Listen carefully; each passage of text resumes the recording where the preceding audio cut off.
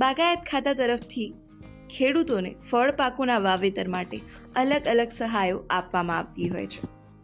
આજે આપણે બાગાયત ખાતાની subsidy comprehensive horticulture development programme એના વિશે ચર્ચા કરીશું, જેમાં આજે આપણે જાણીશું કે આ સબસિડી દ્વારા એફપીઓને કઈ રીતે લાભ મળી શકે, આ સહાયની અરજી કરવા માટે કયા કયા એવા મુદ્દાઓ છે જે ખાસ ધ્યાનમાં રાખવામાં આવે છે. આ સંપૂર્ણ માહિતી વિશે આજે આપણે વાત કરીશું.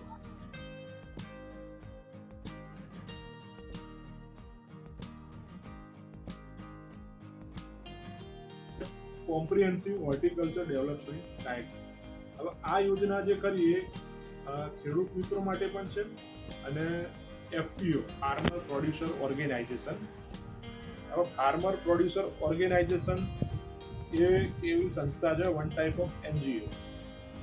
એ નાબાર્ડવાળા અને આપણે રજિસ્ટર સરકાર એ લોકો રજિસ્ટ્રેશન કરતા હોય છે એફપીઓનું, અને એમાં ખેડૂત જૂથ બનાવવાનું હોય છે. સામાન્ય રીતે 50 સભાસદોથી ચાલુ થાય. એક એફપીઓ બનાવ્યું હોય તો એમાં 50 સભાસદ ખેડૂત જોઈએ. FPO farmer producer organisation.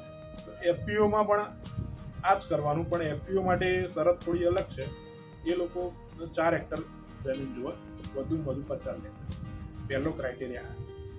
સામાન્ય ખેડૂત હોય વ્યક્તિગત તો એને 2 હેક્ટરમાં જ વાવેતર કરવાનું, પણ એફપીઓ હોય એટલે 50 સભાસદ ખેડૂત હોય એટલે બધા 7 બારના ઉતારા ગણો તો તમે 4 હેક્ટરની શરૂઆત થાય 50 હેક્ટર સુધી તમે વાવેતર કરી શકો. હા, એફપીઓમાં 75% મળે. બરાબર. જે તમને અગાઉ જે સહાયના ધોરણો કીધા ને એ બધા 50% હતા. આમાં બધામાં 25% વધી જાય. હવે 87,000 બોરમાં 87,500 કીધા તો એફપીઓમાં 1,25,000 મળે બોર બનાવવા માટે. એ જ રીતે જે વાવેતરમાં જે સહાય મળે ખેડૂતને 50%, તો એમાં 75% એફપીઓ મળે. એટલે પેલામાં ₹1,00,000 મળતા હોય, પેલામાં ₹1.5 લાખ વધી જાય. એટલે ટૂંકમાં એફપીઓને એફટીસી અને એફસીઓ અથવા તો સરકારી મંડળી આ 4 જણા આવે. એનજીઓ અમે લેતા નથી, આ 4 જણા અમે લઈએ છીએ. એ રજિસ્ટર થયેલું હોય, સરકાર રજિસ્ટર માન્ય, એ એફપીઓને અમે આ પ્રોત્સાહનમાં ભાગ કરીએ છીએ.